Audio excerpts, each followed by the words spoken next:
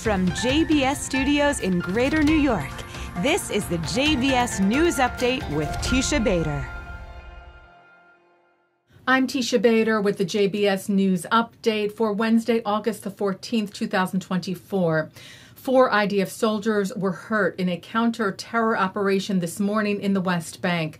2 of the soldiers sustained moderate injuries and 2 light injuries when their armored vehicle was hit by a roadside bomb. The IDF said the counter-terror operation, including several Israeli airstrikes in which 4 armed terrorists were killed, and that it eliminated a wanted senior terrorist and exchanged fire with other terrorists in the area, and that other wanted persons were arrested and weapons confiscated. Israeli troops continue to battle terror group Hamas and other terrorists in Gaza, eliminating terrorists and terror infrastructure and confiscating weapons as well.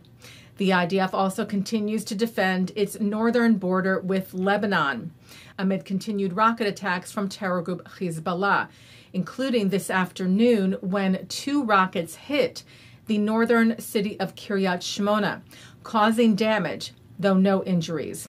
Red alert sirens, which sounded in the area 1 hour prior due to other rockets, reportedly did not sound this time ahead of the impact. The IDF is responding to the attacks.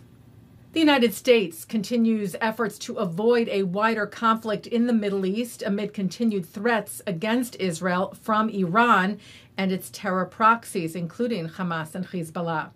Pentagon Press Secretary Air Force Major General Pat Ryder told a news conference yesterday that there is still time for diplomacy to work in the Middle East, and said that U.S. forces are moving into the U.S. Central Command's area of responsibility as a deterrence measure. These U.S. military force posture adjustments are designed to improve U.S. force protection, to increase our support for the defense of Israel, and to ensure the United States is prepared to respond to a wide variety of contingencies. The U.S. remains intensely focused on de-escalating tensions in the region, while also remaining focused on securing a ceasefire as part of a hostage deal to bring all of the hostages home and to end the war in Gaza. Ryder said Secretary of Defense Lloyd Austin is in almost daily contact with his Israeli counterpart, Yoav Gallant, and keeping a close watch on the situation. Meanwhile, U.S. Special Envoy to the region Amos Hochstein was in Lebanon today and held meetings aimed at de-escalating the situation. Hochstein was cited by the Times of Israel telling a news conference that he and Lebanese Parliament Speaker Nabi Berri discussed the framework agreement that's on the table for a Gaza ceasefire, and that he and I agreed there is no more time to waste and there are no more valid excuses from any party for any further delay, saying the deal would also help enable a diplomatic resolution here in Lebanon, and that would prevent an outbreak of a wider war. Hochstein stressing we have to take advantage of this window for diplomatic action and diplomatic solutions. That time is now. If you recall, President Biden this past Thursday, together with the leaders of Egypt and Qatar, had called on both sides to resume urgent discussion on Thursday, August the 15th, tomorrow, in Doha or Cairo, to close all remaining gaps and commence implementation of a hostage release ceasefire deal without further delay. Israeli Prime Minister Benjamin Netanyahu's office said today that the Prime Minister has approved the departure of the Israeli delegation to Doha tomorrow, as well as the mandate for conducting the negotiations.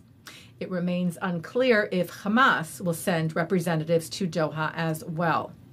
As we told you about yesterday, the White House released a joint statement on Monday, together with the leaders of the United Kingdom, France, Germany, and Italy, calling on Iran to stand down its ongoing threats of a military attack against Israel. And Israel's President Isaac Herzog today expressed his gratitude for the very important message. He said, as Israel and our security services remain on high alert, I want to express my appreciation and thanks to our allies standing united with us in the face of the hate-filled threats of the Iranian regime and its terrorist proxies. In particular, Herzog said, my gratitude and thanks go to President Biden and the American leadership for their steadfast commitment, in words and deeds to the safety and security of Israel. Together, we stand side by side in the defense of the free world. Taking a look now at our programming for tonight on JBS for Wednesday, August the 14th. At 7 o'clock, David Harris discusses how true factual accounts of history really do matter, and if better understood, could change the dynamic of Israel's conflicts at the present time. At 7:30, the families of Yuval Solomon and Sahar Saudiyan, Israeli heroes who lost their lives on October the 7th, recount the bravery of their loved ones and describe the tremendous legacies they leave behind. At 8 o'clock, Robert Siegel discusses the latest in cancer research, looking especially at links between cancer and genetics, with Doctors Susan Domcheck, Larry Norton, and Yael Goldberg. At 9, Rabbi Stuart Weinblatt is on L'chaim. At 10, Roberta Grossman discusses her film, Who Will Write Our History?, about Jewish life in the Warsaw Ghetto on Jewish Cinematheque with Eric Goldman. At 10:30, an encore of the news, and coming up next, it's Thinking Out Loud. And that's the JBS News Update for Wednesday, August the 14th, 2024. I'm Teisha Bader. Am Yisrael Chai.